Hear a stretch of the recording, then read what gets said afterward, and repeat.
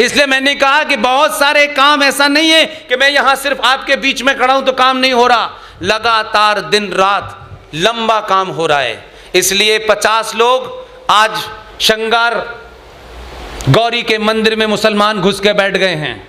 हम यहां आने नहीं देंगे, हम कोर्ट का ऑर्डर नहीं मानेंगे, ये अल्लाह मियां से भी ऊपर है। मजिस्ट्रेट ने ऑर्डर दिया है 9 तारीख के बाद, आप ढंग से ऑर्डर देंगे तो सुबह दोबारा मिलेंगे नहीं वहां वो। इसलिए देश में जो बदलाव है ये किसी के खिलाफ नहीं है, किसी की हत्या करने के लिए नहीं है। हम वो लोग हैं कि हमारे बीच में से भी अगर किसी ने गलत तरीके से हत्या कर दी, हम आज भी जिंदा हैं कि हमने ये नहीं कहा कि इसने धर्म का काम किया है, इसे हम बचाएंगे। लेकिन इस्लामिक जिहादी इस देश में चौराहे चौराहे, गली गली हत्याएं कर रहे हैं और उनके मस्जिद में नमाजी, काजी, मुफ्ती, उनके मुंह से कभी उनके खिलाफ फतवा नहीं आया। फतवा आता है आर.एस. सिंह के खिलाफ, जीडी के खिलाफ, पुष्पेंद्र के खिलाफ, पंडित सुशील के खिलाफ आता है।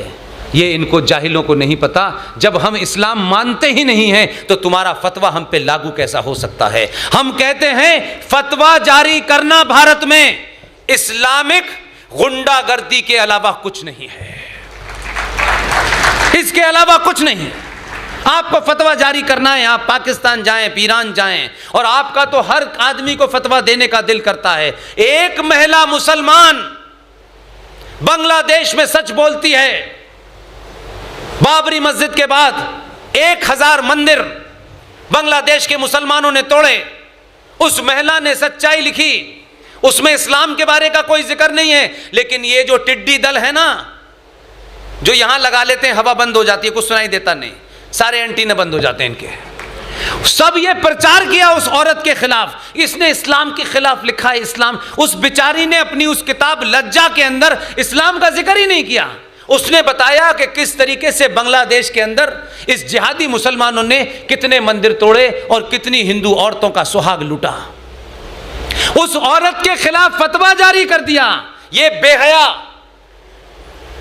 ये जो यहां से चिल्लाता है, ये जलील आदमी, इसका पूरा खानदान कौन है सबको पता है।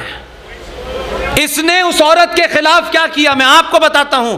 वो मेरी देखी हुई कहानी है, मैं उस जमाने प्रेस क्लब में हुआ करता था।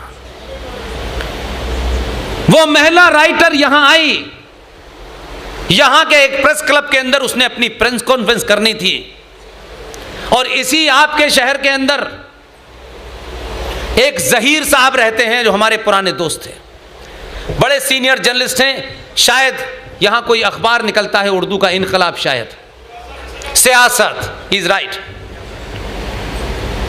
उन्होंने लिखा, यह भी नहीं किसी हिंदू और बीजेपी के अखबार ने लिख दिया हो। तस्लीमा नसरीन प्रेस कॉन्फ्रेंस कर रही थी, साथ में उसके बुलाने वाले भी थे। इस पार्टी के गुंडों ने उस औरत के ऊपर गमला फेंक के मारा,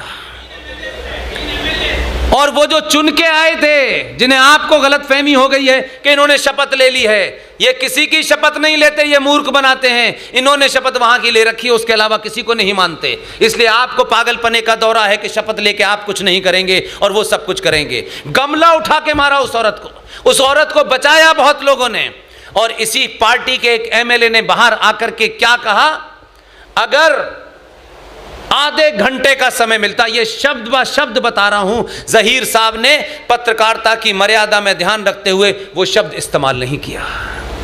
कहा आधा घंटे का वक्त मिल जाता, इसको डैश डैश डैश हम जमीन में घुसड़ के मारते हैं। ये एमएलए का बयान है, सियासत अखबार उस दौर का निकाल के देख लीजिए, उर्दू के हेडलाइन बनी थी, किस मुसलमान ने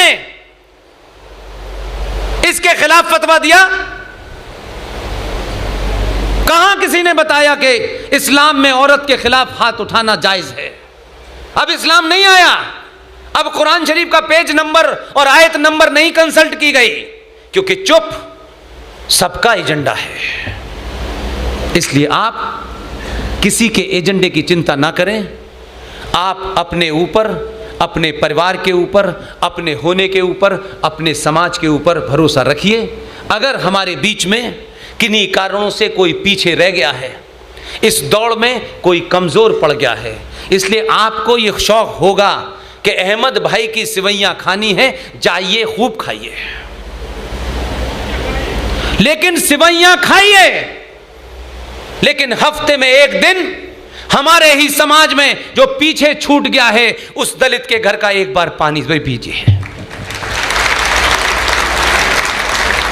बीमारी की जड़ पे हमला कीजिए।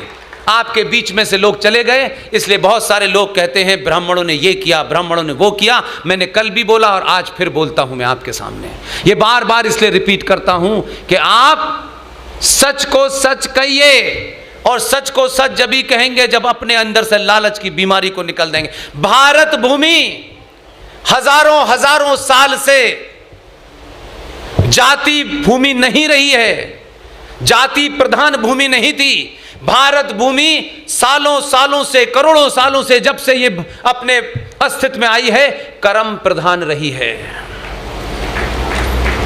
इसीलिए ब्राह्मण, जिसे आप कई शब्दों से नवाजते हैं, दो ब्राह्मण हुए, रावण और परशुराम। दोनों अपने कृत्य के कारण जाने जाते हैं। रावण ज्ञानी था, लेकिन उससे एक काम गलत हो गया, इसलिए रावण को चौराहे पे जलाते हैं आप, और परशुराम उसे पूजते हैं आप, क्योंकि कर्म प्रधान था। किसी ने यह नहीं पूछा कि भगवान राम की जाति क्या है। भगवान राम क्षत्रिय थे, और एक क्षत्रिय ने एक ब्राह्मण का वध किया, लेकिन कभी उस क्षत्रिय के ऊपर यह आरोप नहीं लगा कि इसने ब्राह्मण का वध किया है, क्योंकि उसने उस बुराई का वध किया था। वही ब्राह्मण,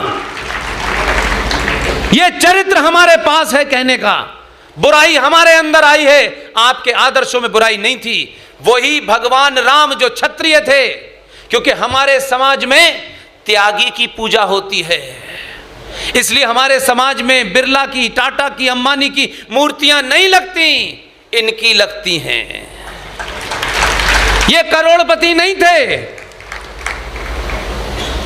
इसलिए मैंने कहा कि हमारे यहां त्यागी की कास्ट नहीं देखी जाती। और ब्राह्मण ने, जिसे आप गाली दे सकते हैं, आपका अगर दिल उसे देने से भरता हो, लेकिन उसके बावजूद भी वही ब्राह्मण जिसने एक ब्राह्मण का वध किया, उसी ब्राह्मण को वही ब्राह्मण मंदिर में बैठ करके उस मर्यादा पुरुषोत्तम राम की पूजा करता है जिसने ब्राह्मण का वध किया। लेकिन त्यागी है, इसलिए उसे ब्राह्मण भी पूछता है।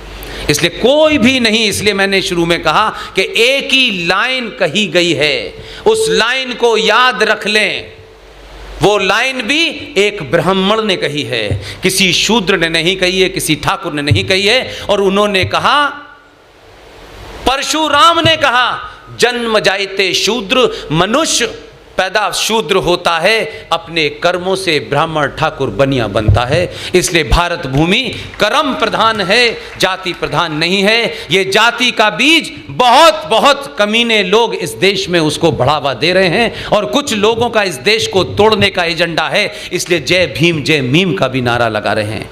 आपने मेरी बात इतने धैर्य के साथ, भागनगर के तमाम गणमान्य लोगों ने, इस शहर में जितने भी विद्वान लोग होंगे, मैंने इतने सारे विद्वान एक साथ इतने धैर्य के साथ मैंने सुनते नहीं देखा। इसलिए भागनगर को, और यहाँ एक एक जो भी गणमान्य लोग आए हैं, मेरे बड़े आए हैं, मेरे बुजुर्ग आए हैं, मैं उनसे हाथ जोड़ के विनती करता हूँ, जितना भी समय आपके पास रह गया है, किसी से डरिए मत, न किसी को डराइए। अपने अंदर पुरुषार्थ इतना पैदा कीजिए, सामूहिक शक्ति का प्रदर्शन कीजिए कि सरकारें आए और आपकी चौखट पे नाक रगड़ के पूछें कि 95 करोड़ सनातनी हिंदू तुम क्या चाहते हो, पहले हम तुम्हारा काम करेंगे, बाद में किसी का करें। बहुत बहुत धन्यवाद। Thank you very much.